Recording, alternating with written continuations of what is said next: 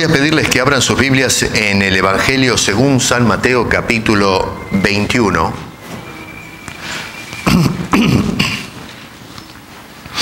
Y vayan con sus vistas hasta el verso 12, por favor, del capítulo 21 de Mateo.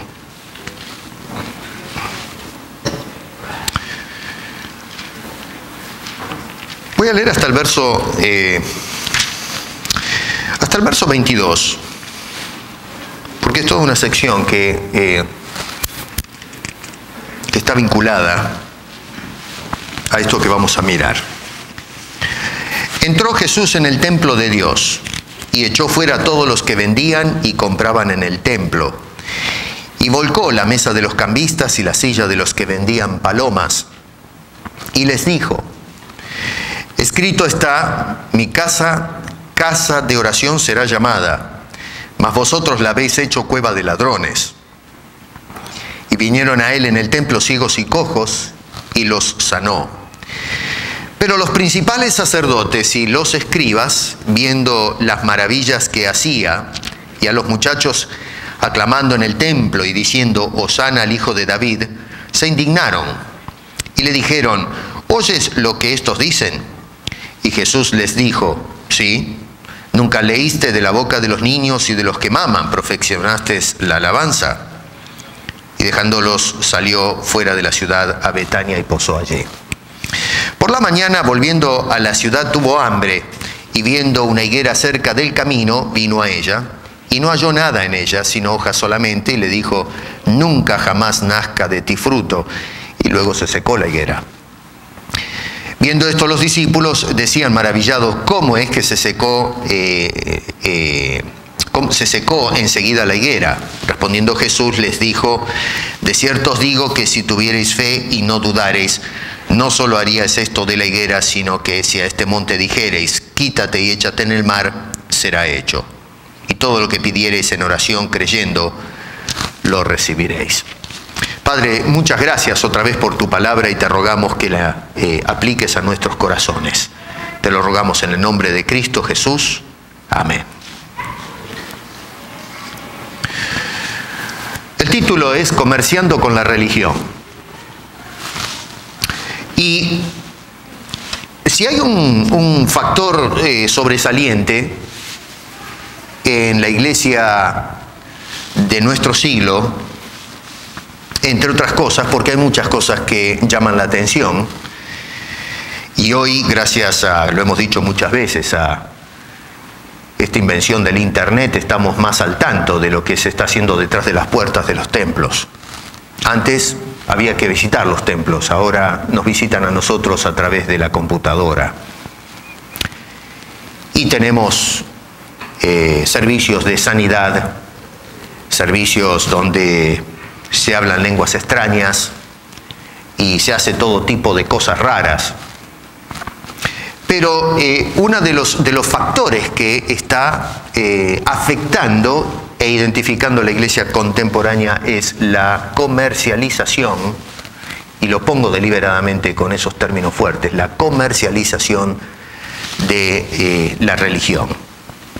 Si usted quiere tener una experiencia con Dios hoy, bueno, tiene que pagar un precio.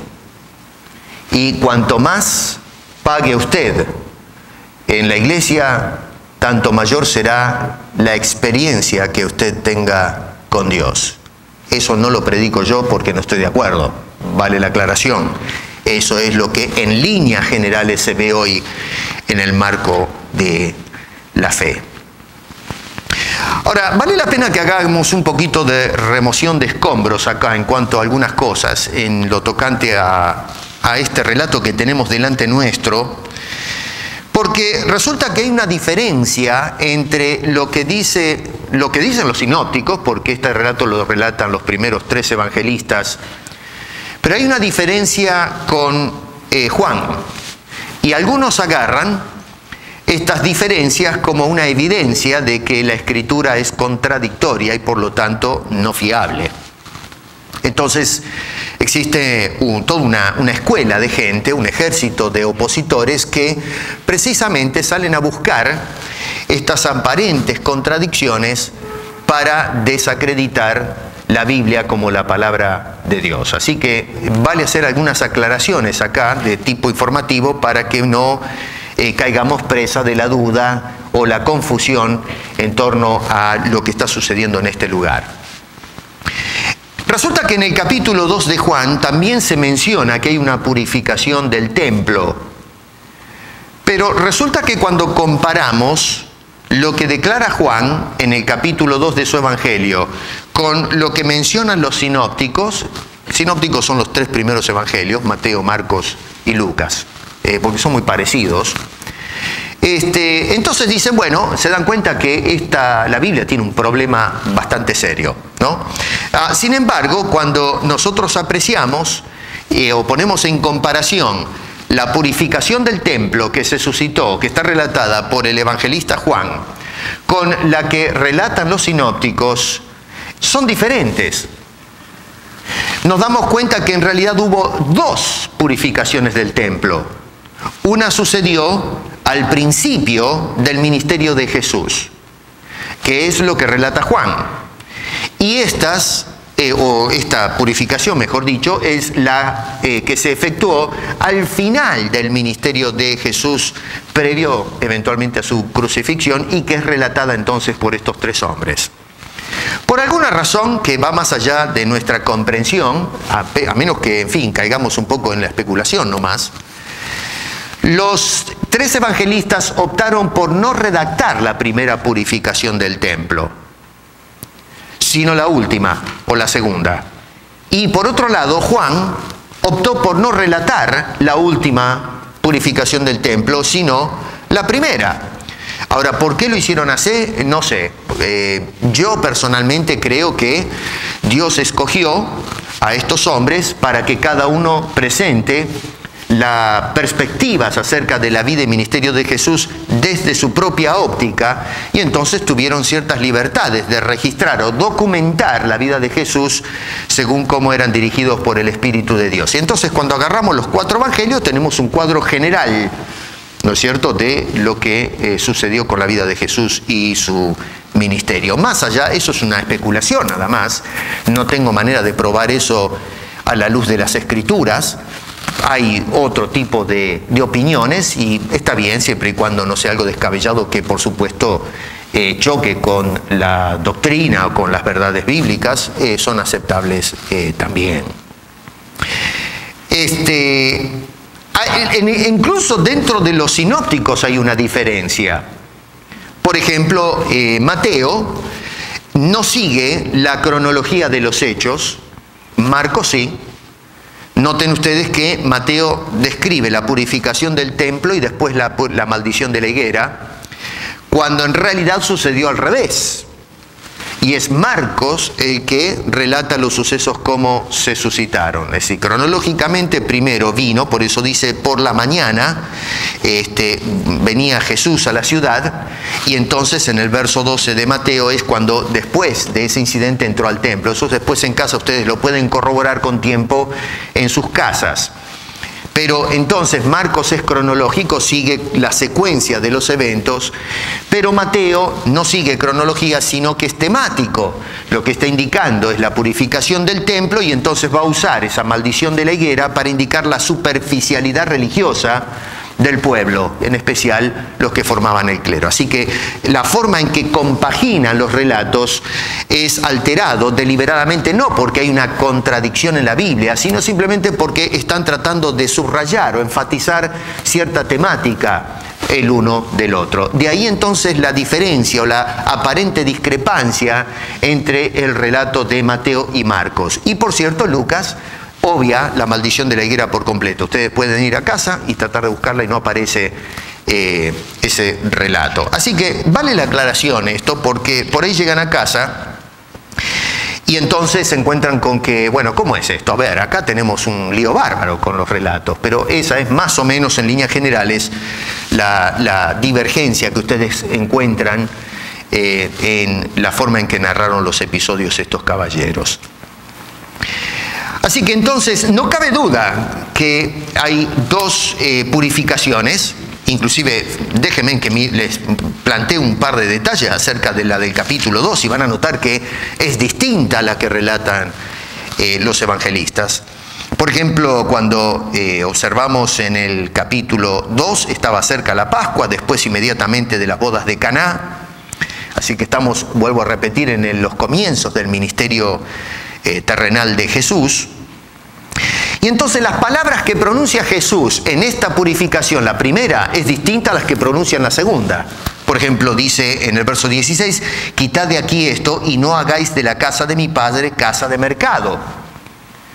Nosotros cuando vamos al capítulo 21, verso 13 de Mateo, cita dos pasajes de las Escrituras del Antiguo Testamento. Mi casa, casa de oración será llamada, mas vosotros la habéis hecho casa de ladrones. Son dos porciones del Antiguo Testamento. Jesús en el capítulo 2 de Juan dice que agitó unas cuerdas. En el capítulo 21, y Marcos también, y Lucas, no menciona ningún tipo de acto así físico de las cuerdas. En el capítulo 2, dice el verso 17, se acordaron los discípulos eventualmente, que está escrito, el celo de tu casa me consume. Los judíos respondieron y le dijeron, ¿qué señal nos muestras ya que haces esto? Respondió Jesús y le dijo, destruid este templo y en 3 días lo levantaré. O sea que todos esos detalles no aparecen en la segunda purificación. Ya después de eso fue directamente Jesús al patíbulo. Así que tenemos dos incidentes separados, uno al principio, otro al final de su ministerio. Uno tiene que ver entonces con una enseñanza, el segundo incidente es un juicio en contra de la nación. Ya dejamos eso a un lado, pienso que es a modo un poco de, pedagógico, para que resolver esa situación. ¿Cuál es el trasfondo? Volvamos a Mateo 21 y tratemos de mirar qué es lo que está pasando acá, porque nosotros no llegamos a apreciar lo que Jesús está diciendo y qué está pasando realmente aquí si no miramos el trasfondo de toda la situación.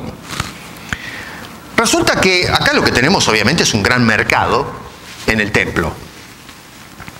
Y lo que se tenía por costumbre ya en este entonces es cobrar el impuesto o un tributo al templo. O sea que todo el mundo tenía que pagar un impuesto al templo. Y los del clero, por cierto, los sacerdotes, como siempre, los pillos, no pagaban impuestos, estaban exentos. O sea que el pueblo pagaba, pero ellos no, porque formaban parte del clero y bueno, se agarraban un poco del libro de Levíticos, algunos pasajes del Antiguo Testamento, donde decían que los levitas no tenían heredad con el pueblo y cosas por el estilo. Así que vivían entonces de las ofrendas del pueblo. Ellos pagaban los tributos y entonces ellos vivían de eso. Resulta que en estas fiestas importantes, hay varias fiestas a través del año, la gente venía todo el tiempo al templo, pero había un éxodo de personas en la dispersión que llegaban a Jerusalén para adorar a Dios en estas fiestas importantes. Y claro, como venían de varias partes del mundo, el mundo conocido, por supuesto, la Europa de aquel entonces, o lo que llamamos Europa, todo lo que es el territorio del Medio Oriente, Europa y el Asia. Y entonces llegaban con monedas que no eran las que prescribía el templo para hacer las ofrendas. Por lo tanto, entonces había que cambiar o transformar esas ofrendas a la moneda corriente del lugar. Por lo tanto, había una gran empresa de cambios. Los cambistas, que eran los que venían y decían, a ver, ¿qué trae usted? La gente abría las bolsas, a veces el dinero se pesaba, y entonces se le cambiaba el dinero. Y por ese servicio se cobraba una cifra. Vale decir entonces que usted traía cierta cantidad de dinero y entonces le cambiaban a los chelines y cosas por el estilo que se utilizaban para el templo, y por ese servicio entonces usted pagaba una cifra. ¿Cómo se hace hoy, por ejemplo, cuando vamos a cambiar dinero? El servicio que nos ofrecen entonces no es gratis, se cobra. Debió de haber sido gratis. Pero de todas maneras, por toda la tierra de Israel se habían abierto estas mesas de cambistas. Y resulta que había inundado el templo. O sea que la gente cuando llegaba, había un montón de personas haciendo dinero en el tema del cambio de divisas. El doctor Alfred Edersheim, por ejemplo, yo no sé si estas cifras son correctas, aquí hay que tener un poco de cuidado, ¿no? Yo tengo mis reservas cuando se trata de números así, pero se las doy para que más o menos tengan un pulso de la cantidad de plata que circulaba y que Jesús vio. Este hombre es un experto en todo lo que tiene que ver la religión judía. Es una eminencia en esta área. Y él calcula que en cuanto al tributo anual del templo se recaudaban 12 millones de dólares. 12 millones de dólares en el primer siglo. Ojo, hoy 2 millones de dólares no es mucha plata. Pero déjeme decirle que hace 50 años atrás, 12 millones de dólares usted era multimillonario. Cuando usted tenía $1 millón era millonario, ¿no es cierto? Hoy si tiene $1 millón no hace mucho que digamos, aunque yo lo agarraría igual, ¿no? $1 millón me viene bárbaro a mí, pero no es un millonario. Así que atenti, 12 millones de dólares en aquel entonces, donde el poder adquisitivo, en fin, el dinero en el bolsillo es otra cosa diferente. Los que hacían negocio cambiando el dinero, en esta transacción, hacían alrededor, calcula él, de 13 a 15 mil dólares anuales, solamente haciendo este tipo de transacciones. Claro que, vuelvo a repetir, como las monedas en general se hacían las mediciones en peso, lo que pesaban las cosas, era lógico que había maniobras ilícitas en las balanzas también, donde muchas veces se cambiaban las pesas y entonces se le lograba sacar otra tajada a más de lo que ellos cobraban para el servicio que se le ofrecía a las personas. No termina el asunto ahí. Existía la venta de animales. Imagínense que personas que venían, por ejemplo, del Asia Menor a Jerusalén, o vaya a saber de otros rincones de la tierra, al norte de África, y tener que cargar con los animales para el sacrificio es cosa seria. Hay que darles agua, hay que darles de comer, la travesía es más lenta porque hay que hacerlos descansar, y los que venían más pobres, que venían con palominos y cosas por el estilo, lo mismo, tenían que venir con la jaulita trayendo el animal, y esto era un serio problema. Muchas veces los animales podían llegar muertos, así que se desperdiciaba el costo de ese animal, el haberle cuidado y todo eso, y las intenciones de ir a adorar a Dios con estos animales. Por lo tanto, lo que hicieron fue establecer un sistema de servicio a esta gente. Usted venía sin los animales, y entonces cuando llegaba a Jerusalén tenía un mercado donde le vendían animales que estuviesen en condiciones para ser presentados como sacrificio en el altar. Y por supuesto, de más está decir, eso tenía un costo. O sea que usted llegaba, compraba el animal, pagaba el precio y de esa manera entonces ofrecía a los sacerdotes esos animales, ese sacrificio. Había también personas que se encargaban, si usted decidía traer el animal, de revisar que el animal sea aceptado, que no tuviese ni sarna ni ninguna cosa rara, o enfermo, defectuoso, porque no se podía presentar como sacrificio un animal defectuoso. Por lo tanto, tenemos entonces un personal, un departamento de inspección que decía, este sí, este no. Y por supuesto, de más está decir que en un departamento de tanta corrupción no faltarían algunos que dirían, aunque el animal esté bien, que le busquen, ¿no es cierto?, la quinta pata al animal y digan, este animal no es apto, por lo tanto, entonces déjelo acá, tiene que comprar un animal si quiere sacrificar a Dios. Así que las personas terminaban siendo por embudo llevadas al mercado donde tenían que comprar un animal. Y luego, la persona cuando se iba podía agarrar el animal y llevárselo de nuevo, pero con el agravante que ahora tiene que cargar otra vez el retorno a su tierra con el animal, darle de comer. Entonces le decían, no quiere vender el animal, y entonces le bajaban los precios, y total es que estos señores agarraban plata por todos lados. Así es como se abren los casinos, ¿saben? donde se abre un casino, inmediatamente empiezan a proliferar los sinvergüenzas, que comienzan a hacer negocios alrededor, en las periferias de ese casino. O sea que el hombre tiene la inclinación de negociar, de explotar la situación cuando se trata de ganar dinero. Entonces, de todo este subterfugio y con toda impudicia y pretextos, se le sacaba el dinero a la gente que venía a adorar a Dios. Y cuidado, porque todo esto bajo la presunta consigna de que se le estaba ofreciendo un servicio a la gente.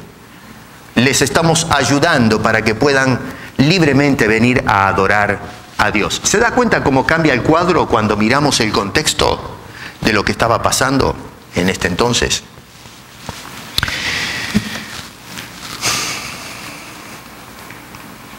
Me imagino que ya saben para dónde voy, ¿no? Hoy sucede exactamente lo mismo con la iglesia.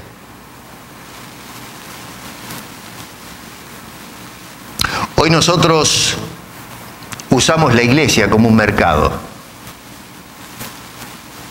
Es cierto que no se venden animales, se venden libros, se venden las predicaciones, se venden las etiquetas, se vende de todo. Venden camisetas, venden banderas, de todo. Usted ahora puede ver hasta zapatillas están vendiendo. Iglesias que abren el mercado y usted puede ir al shop de la iglesia y ahí tiene todos los artículos a su disposición para comprar. Escuché a un famoso predicador que dice que estaba cobrando $2 millones al año de salario y decidió no cobrar más el dinero porque está ganando muchísimo, pero muchísimo más con la venta de sus libros. De gracia recibisteis, dad de gracia, dijo el Señor. ¿A dónde se fueron esas palabras? Y desgraciadamente muchos se están enriqueciendo en la iglesia. Estuve mirando unas estadísticas, para serles franco, me sorprendieron, donde hay hoy día pastores, y no me malentiendan, no estoy diciendo que las iglesias no se tienen que hacer responsables de sus pastores, pero pastores que, o qué sé yo, el título que llevan ahora, que están ganando 40 millones, 50 millones al año. Esto lo vi haciendo un poco de investigación. Iglesias que compran mansiones de millones de dólares y entonces que, mejor dicho, los pastores compran o adquieren esas mansiones de millones de dólares a través de la institución y no pagan un solo centavo de impuesto. No contribuyen un penny, un centavo a la sociedad con sus impuestos. O sea que el desalmado maneja, usa la vía pública, usa la luz de la calle, la limpieza de la calle, y todo es usufructuario de todo lo que la sociedad sostiene con sus impuestos, y él no contribuye un solo centavo. ¿Me escucha bien lo que estoy diciendo? Y luego se paran los púlpitos a decir, traer los diezmos al alfolí. Mientras tanto, esos diezmos se van adentro del bolsillo. Ahora, desgraciadamente muchos hoy día protestan y dicen, bueno, especialmente las congregaciones, que estos pastores están actuando mal, pero las congregaciones también, solventando ese tipo de delincuencia que se está dando adentro de la iglesia supuestamente de Jesucristo. Ahora, yo me pregunto, ¿cómo es posible, cuando miramos este cuadro que tenemos acá delante, que nadie haya levantado la voz en este ambiente fétido de latrocinio que se daba en el templo? ¿Cómo es que no hubo un solo escriba o un fariseo? Sacerdotes en aquel entonces trabajaban para los romanos, vamos a dejarlos ahí porque eran una gente terrible, pero ni siquiera quizás algún sacerdote que tenga dos sentidos de decencia, que alguien se haya levantado, o alguno del pueblo que haya dicho, pero señores, esto es una vergüenza lo que se está dando. Ustedes están haciendo un mercado del templo y del culto, de la religión. ¿Cómo es posible que ni una persona, hasta que vino Jesús y puso los puntos sobre las íes, levantó la voz? Y claro, acá tendríamos que quedarnos a especular un poco también de qué factores fueron los que, de los miles de adoradores, cómo es que nadie levantó la voz. Y bueno, puede ser, y otra vez, permítame un poquito de especulación acá, que a lo mejor el temor estaba latente de que la persona, los judíos eran terribles, los fariseos y los escribas, que lo lleguen a pescar como una persona desobediente, atrevida, y entonces lo excomulguen, que la persona quede fuera de la comunión con el pueblo de Israel. Había mucha amenaza. Tenemos casos en el todo Nuevo Testamento en que personas que habían sido sanadas se los obligaba a dar testimonio contra la amenaza de ser expulsados del templo, de la sinagoga. Así que existía esta presión, esta actitud casi de terrorismo que se aplicaba a las personas. Digo yo, no sé si tal vez existía ese tipo de temores. Ahora, hay algo más sutil que está tomando lugar acá, más allá del temor. Y creo yo que uno de los problemas que se estaba suscitando en este momento es el acostumbramiento. No es que la gente en algún momento no vio estas prácticas como incorrecto. El asunto y el gran problema es que cuando una práctica incorrecta comienza a practicarse y se hace el común denominador, perdemos la sensibilidad. Y lo que antes veíamos como incorrecto, ahora pasa como algo aceptable. Nos acostumbramos y luego decimos, ¿qué le voy a hacer? Y simplemente vamos con el flujo, nos movemos con la corriente. Uno de los grandes problemas en Latinoamérica es el mercado negro. No sé si entienden ese término. Es decir, que en lugar de comprar productos licenciados, vamos y compramos los calcados, ¿no es cierto? Productos que son fabricados, copias ilegales. Y entonces la gente va y en lugar de, para comprar unos pesos más baratos, se mete en ese mercado negro, ese mercado paralelo, y entonces compramos artículos que no debemos comprar. Aquí en Canadá se hace, también. Acá, por ejemplo, usted va y se compra, tiene la opción de comprar un CD de películas que le sale un montón de plata, $30, no sé cuánto sale un CD, pero se va a algunos negocios por ahí en el norte y una copia ilícita del CD le sale $5. ¿Y qué hace la gente? Bueno, hace cola para comprar el CD por $5. Bueno, usted está delinquiendo. Eso es robo. Pero no lo vemos así. La gente va y compra en esos lugares. Pero usted está robando. ¿Pero por qué la sociedad no repudia esa práctica? ¿Por qué no actuamos? Que inclusive el gobierno, que debería actuar para frenar eso, hasta también cierra el ojo. Porque las vidrieras están abiertas y hay negocios uno al lado del otro, y no le voy a decir dónde queda, porque no quiero que vayan a comprarlos a $5. Pero está mal. Pero la sociedad se acostumbra a este tipo de prácticas ilícitas y por lo tanto ya no protestamos, dejamos que las cosas sucedan nada más. En Israel se cayó en ese patrón. Al principio puede ser que haya producido una reacción negativa, pero con la práctica se hace aceptable y entonces llega un momento que nadie levanta la voz.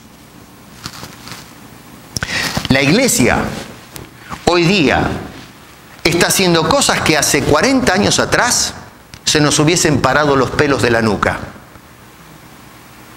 Se están haciendo cosas hoy, en este día y este momento que estoy predicando, en algunas iglesias se están haciendo cosas que ni nos hubiese subido a la mente hace 30 o 40 años atrás. Es increíble lo que se está dando.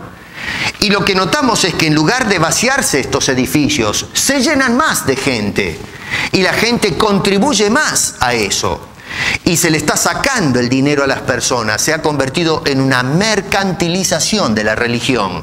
Y nosotros estamos subvencionando ese mercado. Nosotros lo estamos sosteniendo con nuestras ofrendas, con nuestros diezmos. Y damos mucho más todavía que eso. Nos despojamos a veces de nuestros saberes para que entonces estos señores viajen en jet privado, tengan tremendas mansiones y se den la gran vida a costilla del pueblo de Dios o la iglesia cristiana. Y nosotros somos tan culpables como ellos porque hemos caído en la costumbre y lo que antes veíamos como horroroso ya ahora no lo vemos tan mal, simplemente lo miramos y eso es todo, ahí termina la historia.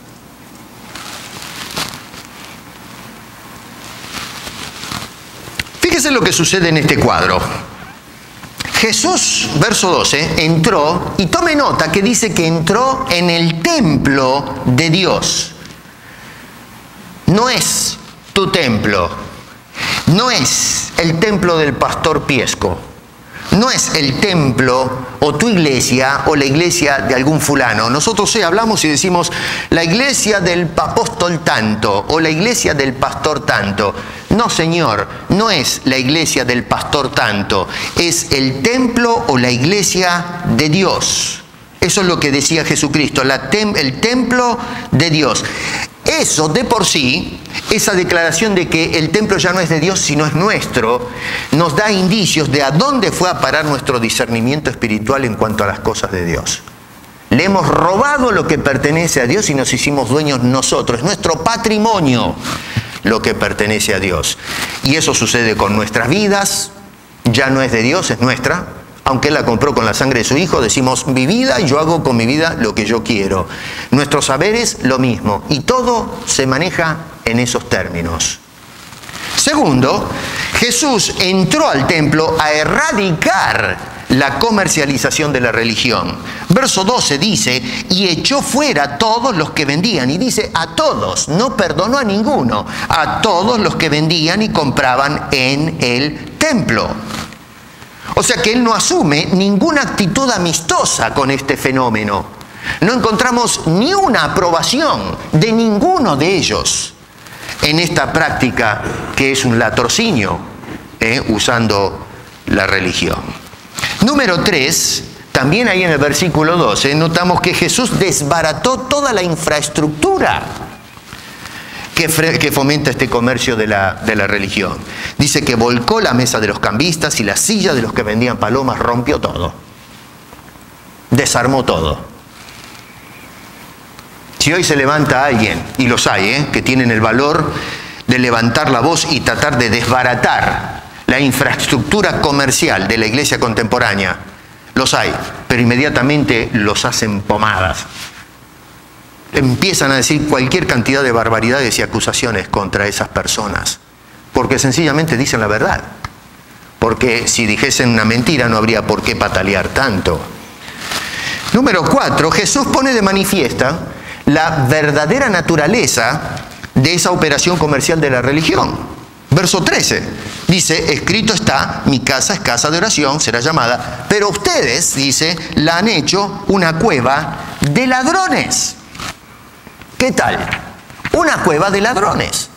Y observen qué interesante, ¿no? La dinámica que tenemos acá. Primero dice que es, en cuanto a la casa de Dios, o el templo de Dios, es la casa. Dice, es mi casa y casa de oración. La palabra casa acá, el término griego es oikos. Y denota una morada, un lugar de descanso, un lugar de calma, de paz.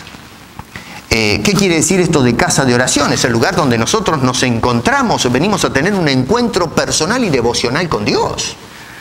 La gente debía venir al templo y debía ser un lugar de silencio, un lugar de quietud, un lugar donde la gente venía a comunicarse o a encontrarse con el Dios de Israel. No a este ruido, a esta estafa, a este comercio que mal representaba al Dios de Israel. Y luego noten ustedes que el segundo detalle en esa segunda parte del versículo es que esa casa de Dios dice que la estaban usando en una función equivocada, es decir, la usaban como una cueva de ladrones. Y acá la palabra cueva se refiere a una gruta en griego, una caverna, una guarida, donde se esconden los maleantes, donde las personas de mala vida se meten para que no sean detectados. Así que una cueva es un lugar sucio, un lugar lúgubre, un lugar donde se juntan los mafiosos, los sinvergüenzas, para que no puedan ser detectados o atrapados por aquellos que van buscándolos por todas partes. Es el escondite de estas personas. Así que mira qué interesante, tenemos un cuadro, un contraste notable entre el templo como una casa de oración versus una cueva de ladrones, de mafiosos, de sinvergüenzas, y que están usando el mismo edificio. O sea que el mismo lugar geográfico, el mismo templo debía ser casa de oración, pero en realidad convirtieron ese mismo edificio, ese mismo lugar donde la gente debiera orar, en un mercado de ladrones. Es lamentable que hoy se utilice la iglesia como una cueva de ladrones. Y la iglesia está llena de ladrones, está llena de timadores y estafadores. Es el lugar donde se están refugiando porque allí se esconden detrás de un púlpito vestidos de la sotana del pastorado. Personas donde la sociedad no los puede tocar, mientras ellos se están enriqueciendo a costilla del pueblo de Dios. Cristo criticó este tipo de anomalía, porque en realidad eso no es lo que debía suceder, este bochorno. Inmediatamente recibe la crítica y, por supuesto, de más está decir, la oposición de parte de los que actuaban en esta forma. Incluso lo tildaron de maldito y endemoniado en el peor de los casos, solo por apuntar a este mercantilismo que se estaba haciendo de la religión. Incluso cuando Jesús restauró, fíjense ahí en el contexto, la salud de algunas personas, en lugar de estar admirados y darle un aplauso, lo que están es tirándose en contra de él. Y entonces es Jesús el que restaura la razón verdadera de la casa de Dios. Es decir, que cuando Él quiere poner las cosas en su lugar, en la perspectiva correcta, inmediatamente los líderes religiosos se le tiran encima. Y vuelvo a repetir, me llama poderosamente la atención el paralelismo con la actitud actual de los líderes religiosos. Es sorprendente. Porque cuando hablamos en el nombre de Cristo, en el nombre de la palabra de Dios, de que se están haciendo cosas en la iglesia que son incorrectas, inmediatamente son dilapidados. Son personas que son cortadas, son maltratadas por el mero hecho de denunciar lo que realmente se tiene que decir, que es la atrocidad, la basura que se está suscitando en lo que hoy llamamos descaradamente el pueblo de Dios, la iglesia de Cristo. Hay algunas conclusiones en lo que, el tiempito que me queda, que son importantes en torno al comercio de la religión. Y quiero que se lo lleven para pensar. Número uno, cuando Jesús se hace presente realmente, no cuando es simplemente una idea, pero cuando realmente Jesús entra en comunión, cuando Jesús se manifiesta en la iglesia, los ladrones son denunciados y expulsados de ese lugar. Verso 12, entró Jesús y echó fuera a todos. Esa es la dinámica. Cuando Jesús entró, limpió todo.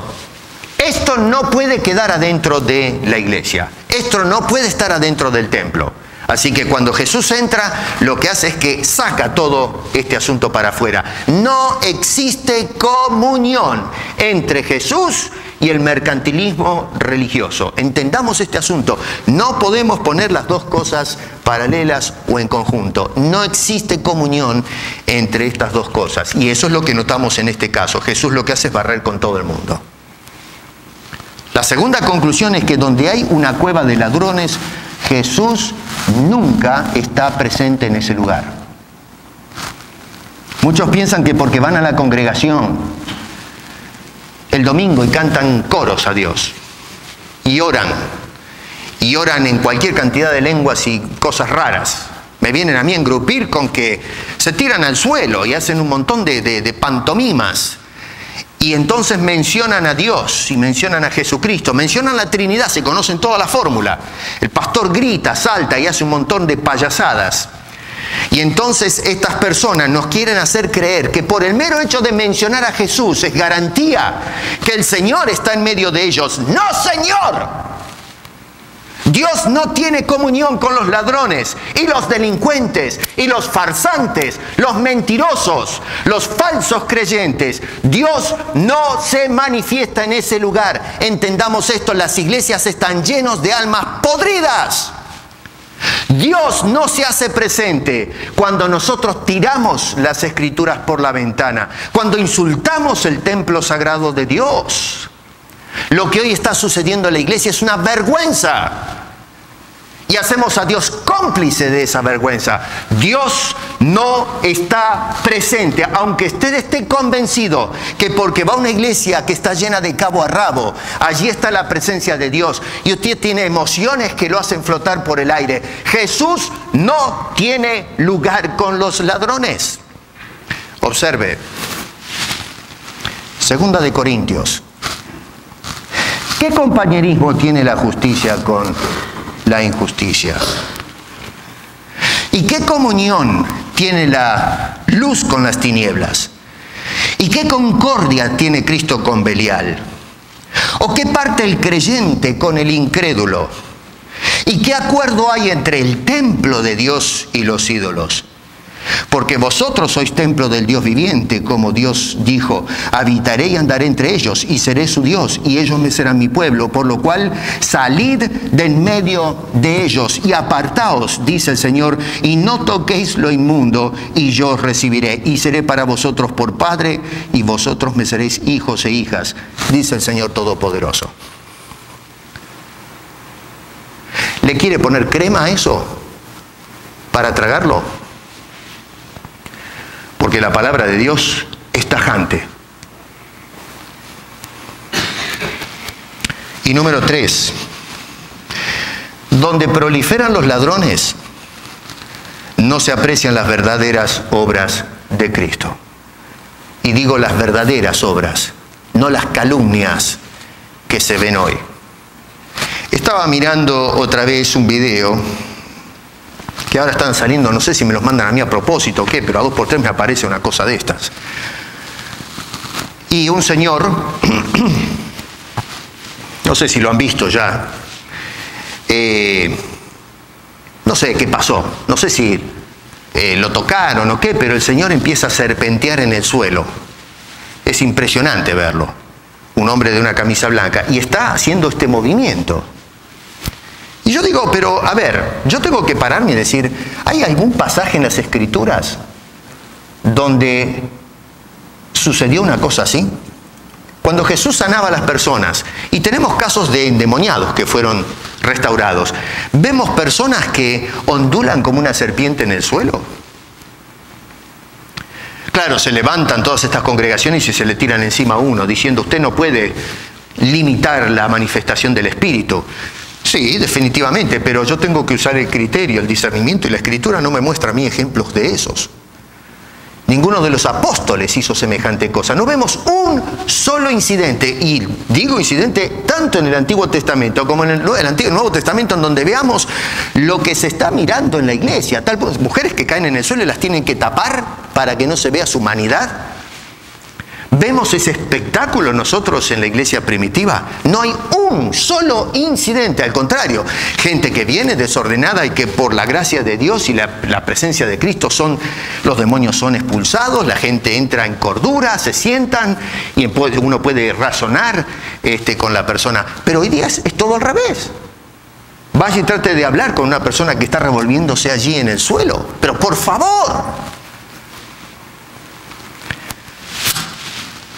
Donde proliferan los ladrones, no se ven las verdaderas obras de Cristo Jesús. Estos hombres, nos dice aquí que Jesús se acercaron al templo los ciegos y los cojos y los sanó. Y no podían mirar estos ciegos, que creían que adoraban al Todopoderoso y no podían ver lo que estaba sucediendo en sus propias narices, la verdadera obra de Cristo, que comenzaba limpiando la religión, limpiando el culto desde las mismas fibras, para que los hombres se acerquen a ese Dios para orar y clamar su favor, su sanidad, su ayuda.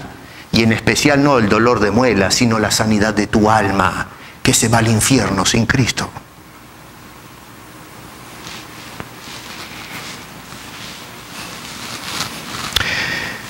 Nosotros vemos que en este incidente hubo un descenso moral en lo concerniente al culto en el templo.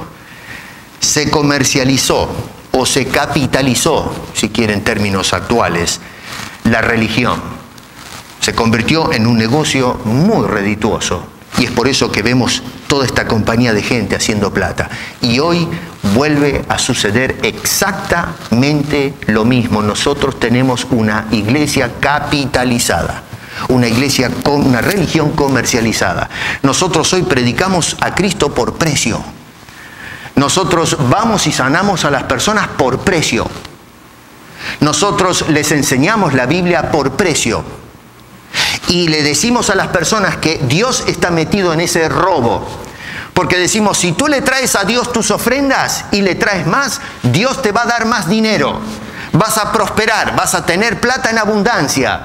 Y vas a tener más plata para darle más plata a Dios. Y entonces entramos en esa pirámide ilícita con Dios, donde entregamos a Dios dinero para que Dios nos dé dinero. Ese es el Dios de la salvación que predican en estas iglesias. Ladrones, sinvergüenzas, delincuentes.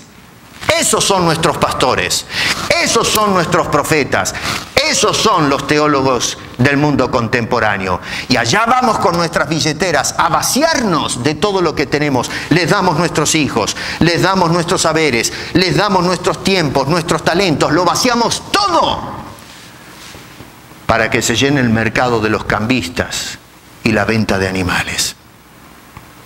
Jesús hizo bien. Y estoy seguro que cuando sea el momento, el Señor va a limpiar otra vez a esta iglesia. La maldición de la higuera es el broche de oro de todo esto. La higuera mostró un follaje que, según nos dicen los que entienden en la materia del cultivo de esta planta, daba indicios de que ya estaba llena de frutos. Estaba fuera de época, por eso llamó la atención a Jesús. Si hubiese sido la época de higueras, no habría ninguna sorpresa. Pero Jesús vio de lejos la higuera, a la mañana temprano, tenía hambre, y al verla de lejos, fuera de época, dijo, ¿cómo puede ser? O pensó, ¿cómo puede ser que esta higuera esté frondosa?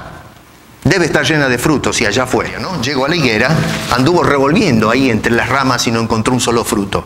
Y la maldijo, y se secó. Eso es el pueblo de Israel. Por fuera, frondoso, lleno de ceremoniales. El culto, la belleza del templo que había hermoseado Herodes. Todo era algo solemne. La gente se acercaba a aquel monumento religioso, porque allí se manifestaba Dios. Pero resulta que cuando uno comenzaba a circular por los patios se daba cuenta que no había frutos para la gloria de Dios. Era una religión seca. No había nada que pudiese agradar a Dios. Y lo que hace Jesús es no maldecir la higuera, sino que maldice esa religión comercial, esa religión falsa, para que nunca más vuelva a producir fruto. Y sucedió en la década del 70, en ese siglo. Terminó todo esto destruido, hecho trizas la ciudad en manos de los romanos. Hoy tenemos una iglesia que está frondosa de ceremonias, de música, de predicadores. Es un espectáculo lo que se hace en la iglesia. En algunos lugares usted va y parece que ha entrado a un teatro donde se le ofrecen los mejores conciertos de música. Pero mi querido, cuando se empieza a buscar los frutos, el fruto del Espíritu, allí no hay absolutamente nada. Y Jesús ya maldijo una vez la higuera estéril, la esterilidad de la religión comercializada de Israel. Y que no te quepa la menor duda que el mismo Dios va a limpiar su casa algún día.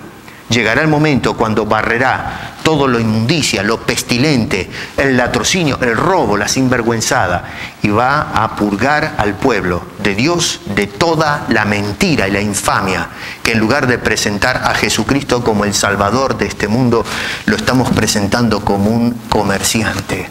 Y no hay mayor deshonra que la que le estamos haciendo a nuestro bendito Dios y Salvador. Hermanos queridos, abramos los ojos y abramos el corazón. La limpieza de la casa empieza por nosotros. Deja que Dios limpie tu corazón y dejemos que Dios limpie la iglesia para que pueda ser el bastión de la fe una vez más, para predicación y salvación de las almas a través del Evangelio, de este que vino a limpiar la iglesia hace 2000, o el templo de Dios, debo decir, hace 2000 años atrás. Padre, te rogamos por favor, te imploramos que levantes las voces de tus siervos en este mundo, en esta sociedad, siervos verdaderos, no los ladrones que han invadido la iglesia, sino los hombres que tengan el coraje de levantar sus voces y decir: basta ya, basta de esta blasfemia, de la infamia que se hace contra tu santidad, contra tu hermosura, Señor, y que vuelva la iglesia a ser el pregonero, el atalaya de la salvación a este mundo que está en peligro. Te necesitamos desesperadamente, Señor.